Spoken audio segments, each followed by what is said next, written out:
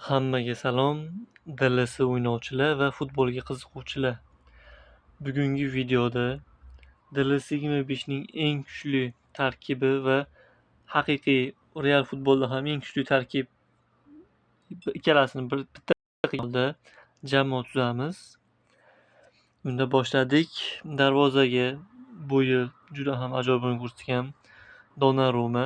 DLC 25 da ham reytingi 84, 26 ta katta ehtimol 85 bo'lish ehtimoli bor. Lekin 84 da ham juda ham kuchli. Hop, taktik sxema. Universal to'g'ri uchuvchi qilib olamiz. O'ng qanotga Ashraf Hakimi 85 reyting. Menimcha bunaqa katta reytingli DLSda qanot himoyachisi topish qiyin. Chap qanotga esa Hernandez ham bu yil yaxshi o'yin ko'rsatgan. O'zi yaxshi o'yin ko'rsatadigan himoyachilardandir. Qanotga juda ham ko'p o'tadi. Ammo Hernandezda bu 80 reytingida olib qolinglar maslahat, chunki katta ehtimol DLC 26 da 82 yoki 81 ga darajasi tushadi. Chunki arab tomonlariga yo'l oldi bratimiz. Markaziy himoyaga doimgidek Virgil van Dijk 95 holatda full bo'ladi, 85 reytingda. Men Marquinhosni qo'ymoqchi edim, ammo eng kuchli himoyachilarda deb Marquinhos qo'yganimni ko'pchilik Saliba qani deb kommentga yozishdi. Saliba ham bu yil o'zi 2 yildan beri Arsenal juda ham ishonchli o'yin ko'rsatib kelmoqda. Reytingi 84, bu ham juda ham kuchli himoyachi. Shuning uchun DLC 25 ning eng kuchli tarkibiga Salibani va Virgil van Dijkni juftlik markaziy himoyachilar sifatida qo'ydim. Yarim himoyaga keladigan bo'lsak, 24-yil oltin to'p sohibi Rodrini ham olib qolinglar, chunki 86 reytingi juda ham kuchli DLSda. Ammo hozirgi o'yini pastlagan. Shuning uchun keyingi DLC 26 da 85 reytingga tushib ketish ehtimoli yuqori. Va yana yarim himoyaga hujumkor yarim himoyachimiz Bellingham. Hujumkorga ham o'xshaydi. O'zi mana statistikasini ko'rsanglar, to'pni ham yaxshi olib qo'yadi, zarba, pas, har tomonlama jangchi, kurashuvchi o'yinchi. Real muxlislari bo'lsa bilishadi o'zi Bellingham qanaqa o'ynashini. Real muxlislar bo'lsa like bosib qo'yinglar. Obuna bo'lish ham esdan chiqmasin. Va albatta o'tgan mavsum Carlo Ancelottining ishongan tog'i Federico Valverde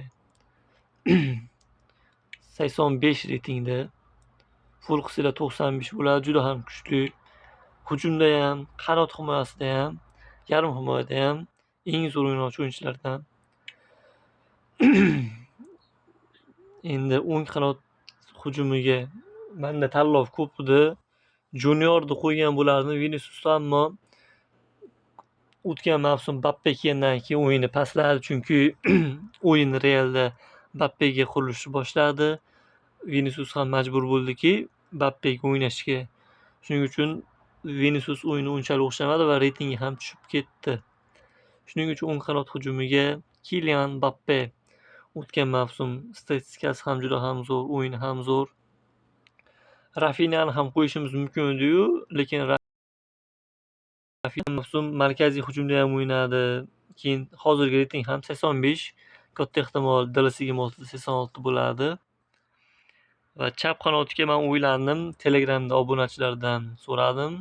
So'rovnoma o'tkazdim, Salah yoki Yamal. Ko'pchilik Yamal tanladi.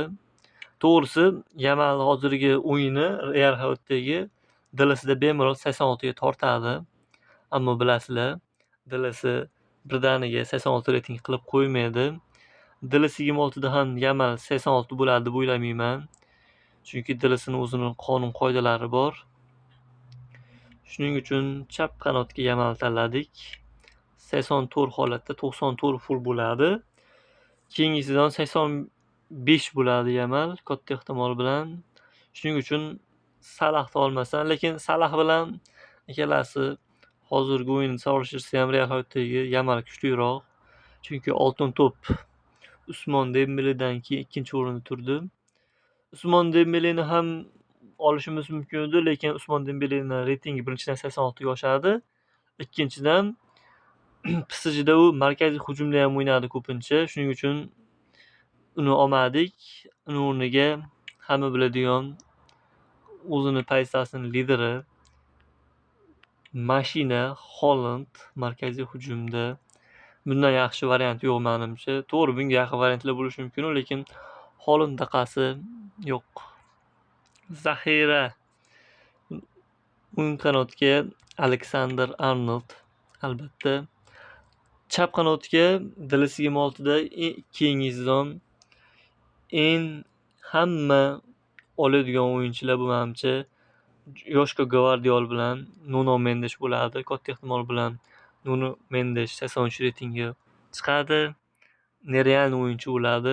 O'zi hozir ham hammani cho'ntagiga solish bilan hammani o'ziga qaratmoqda.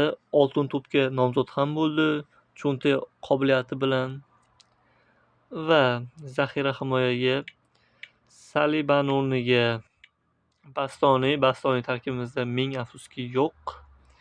Van Dijk o'rniga Marquinhosni ham olib qolinglar, chunki 94 reyting menimcha bo'lmaydi. Yoshi o'tib boradi. 93 full max holati eng kuchli reyting menimcha. Xo'sh, mana shu DS25 ning eng kuchli tarkibini sizlar bilan ham tuzdik. Mana shu tarkib bilan men ko'rsatib bo'ladi. Birinchi tayyorga chiqqanman. Bilasizlar, birinchi tayyorga chiqish oson emas. Ikkinchi tayyorda o'zi 8 ta o'yin yutish kerak. 2 ta o'yin yutqizishga shans bor xolos. 8 ta o'yin yutish uchun mana shu tarkib menga yordam bergan. Hozir men o'zimni sxemamni sizlarga ko'rsatib beraman. 4-3-3 hamma o'ynaydi. Bunga qarshi o'ynash ham oson. Men sxemam 5-3-2 taktik sxemasi o'ynayman. Hollandni o'ng qanotga qo'yaman. Ikkita markaziy hujumchida o'ynayman. Va mana shu tarkibda nimaga Hakimini asosiyda tushirmayman? Chunki menga hujumkor himoyachilar kerak. Hakimi ham kuchli hujumkor, ammo pas jihatdan menga Arnold yaxshiroq. Mana shu sxemada o'ynasanglar, Arnold bilan Hernandez hujumga ham, himoyaga ham ko'p boradi. Asosiy yuguruvchilardan bo'ladi. Holland bilan Yamalga oshirsanglar, bemalol gol urish imkoniyatiga ega bo'ladi, chunki ikkalasi ancha oldinda o'ynaydi. Bir-biriga yaqin o'ynaydi. 4-3-3 dan ko'ra 5-3-2 menga ancha foydali va birinchi tayyorga chiqishimga sababchi bo'lgan taktik sxema. Video yoqqan bo'lsa sizlarga, agar sizlar ham o'zlaringiz uchun eng kuchli DS26 ni taktik sxemasi va jamoasini kommentariyaga yozib qo'yinglar va like bosib, obuna bosib qo'yinglar, esdan chiqmasin. Telegram kanalimizga o'tib qo'ysanglar, hamma yangilik o'shda bo'ladi. Hammaga rahmat.